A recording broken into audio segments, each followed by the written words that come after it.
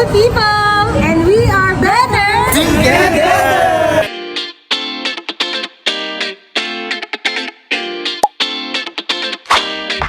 Excited na mo ba kayo? Yes!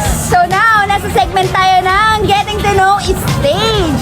So number one question namin is, paano at kailan nag-start ang life group? Nag-start siguro nung 2017.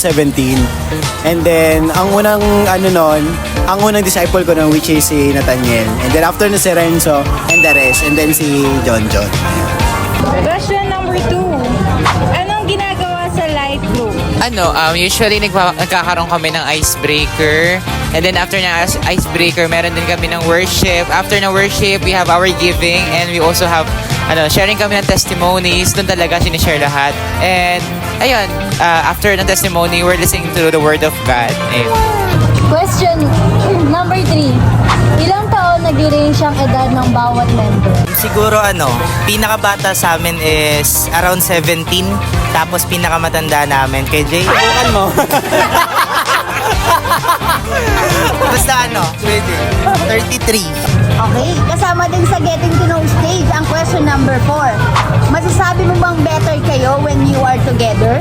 Jay. Sabi mo. Oo, masasabi kong better kami kung together kami, syempre. So next, question number 5. All throughout the years, paano nyo napanatiling maging stick together sa kabila ng mga challenges? Siguro every time na may mga problema kami, kailangan talaga pinag-uusapan. Tsaka may mga times na kailangan talagang makinig namin sa isa't isa. Ano yung mga ranks namin, ano yung mga gusto namin, ano yung tampo namin sa bawat isa. Hindi dapat kailangan mapag-usapan.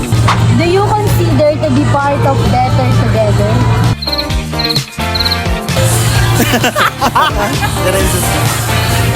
Yes, because we are better.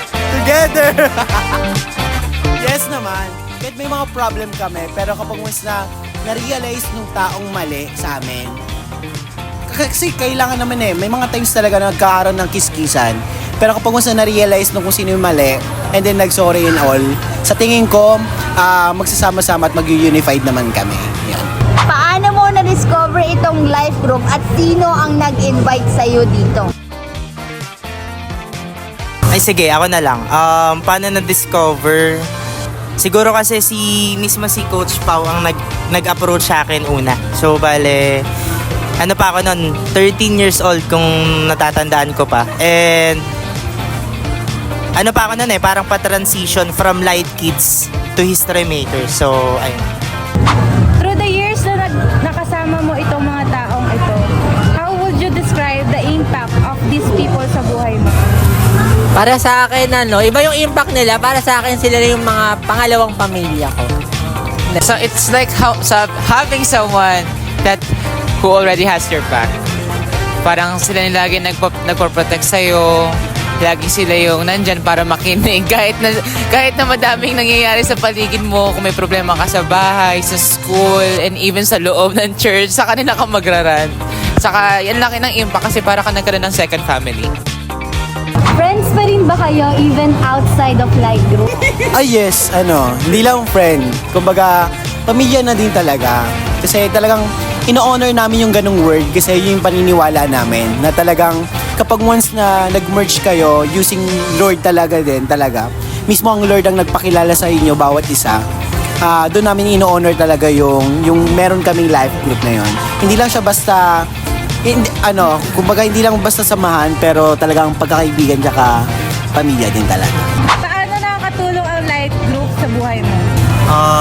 Una sa lahat is syempre life group. So bale dito nag-encourage ang bawat isa. So bale hindi naman nawawala sa sitwasyon ng buhay natin na nagkakaroon tayo or nawawalan tayo ng problema. So sila yung kalakasan with parang every time na nandun tayo sa situation natin is sila yung nagbo-boost ng parang confidence natin. Even though na nag-fail tayo, is totoo nag-fail pero andyan sila para iparanas and ipafeel sa'yo na nag-succeed ka pa rin and nag-try ka pa rin and ginawa mo pa rin yung best mo. Paano mo may encourage ang mga tao na nag-hesitant mag-join ng isang life group or isang group na meron din ng katulad ninyo? paano ko ma-encourage? Siguro sabi, para sa akin yung light group, sobrang laki ng impact kasi isa to sa way para mas mag-grow tayo sa Lord. Saka ito yung mga tao na magdadala sa atin, mas papalapit sa Lord. Ayan. Ngayon, sa susunod naman po nating segment ay malalaman natin kung sino ang mga ugali ng bawat isa po sa inyo. Ready na po ba kayo? Sino ang pinakamabait? Si Kuya Paul, si Kuya Paul. Sino ang pinaka-obedient? Lahat na lang. Si Renzo. Si Renzo. Okay. Sino ang pinaka-giver? Giver, si Renzo. Sino ang pinaka-mabilis mag-pray? Si Ashley. Si Ashley. Sino ang palaging late? Late. Si Tatay Pao.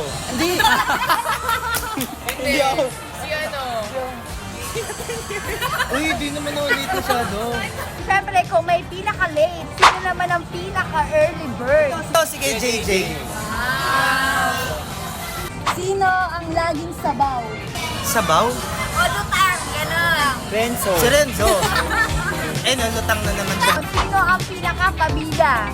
Pabida.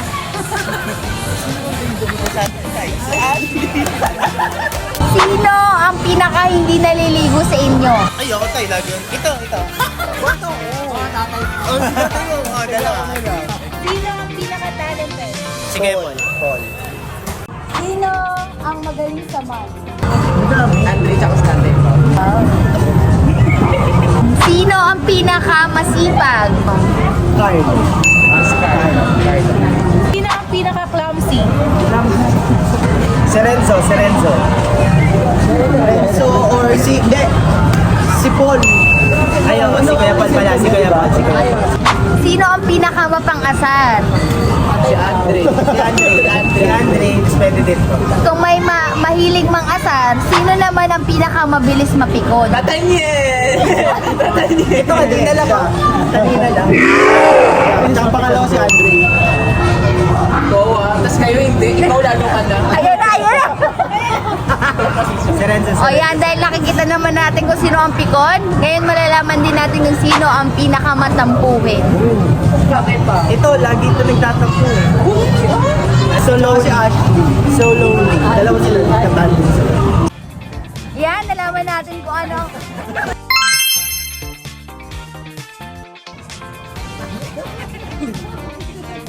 Number 1 question.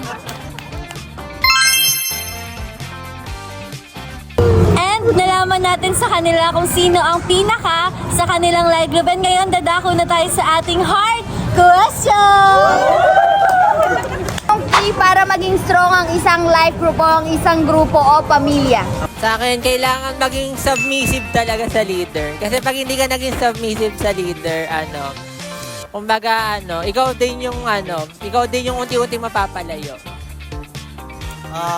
Ako is mas dapat build talaga yung relationship ng bawat isa. Kasi doon magsisimula lahat 'yun eh.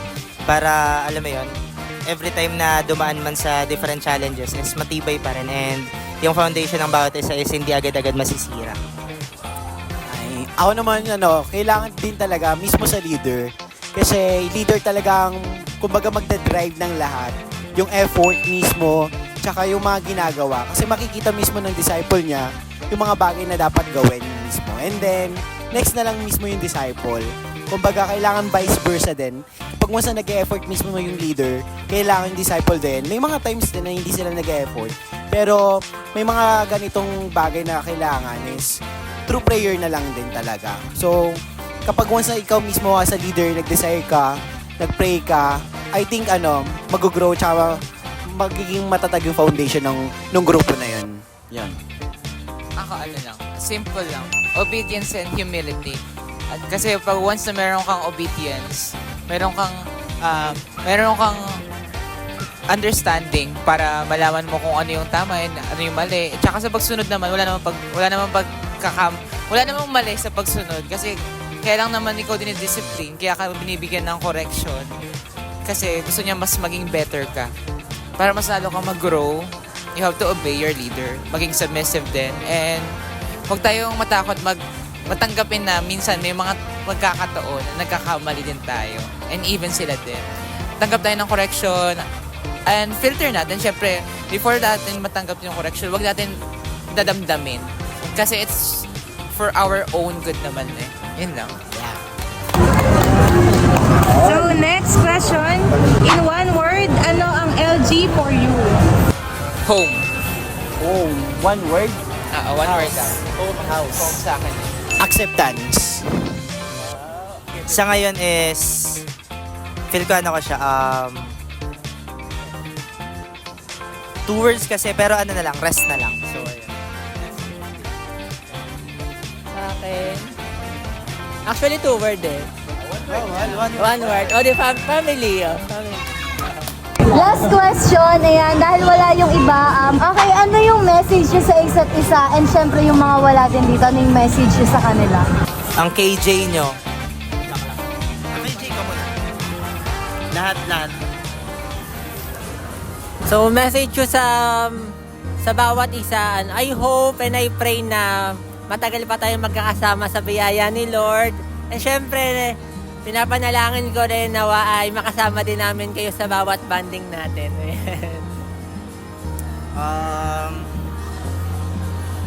Sa mga wala ang KJ nyo, tapos, hindi, masasabi ko lang sa inyo is, thank you guys, and, more palakasan pa. Then, alam ko hindi natin mapapangako sa bawat isa na kaya natin magstay kung anong, alam mo yon.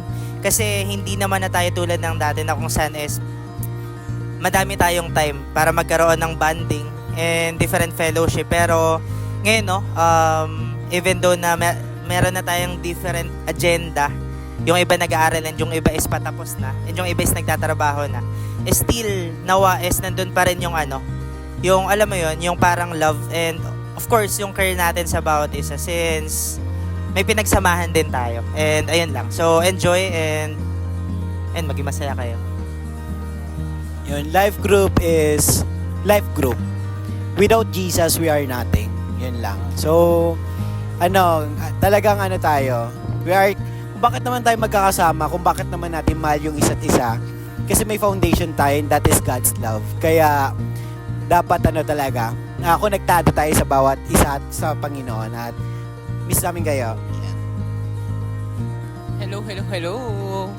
Message ko lang sa bawat isa is that continue on growing to the Lord together kasi hindi natin alam kung anong hawak ng kung ano mangyayari sa future natin and hindi natin alam hanggang kailan tayo magkakasama pero as long as kaya natin magbibigay tayo ng time. Alam naman ng bawat isa yan. And message ko lang is that wherever or whenever kung nasan man kayo sa buong mundo, the Lord is with you. Tandaan niyo lang din yun. And also, meron din kayong night group na nandito, which is Slay.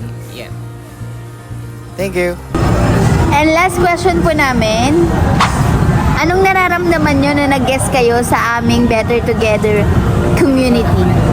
It's a mix of emotions. Hindi, joke.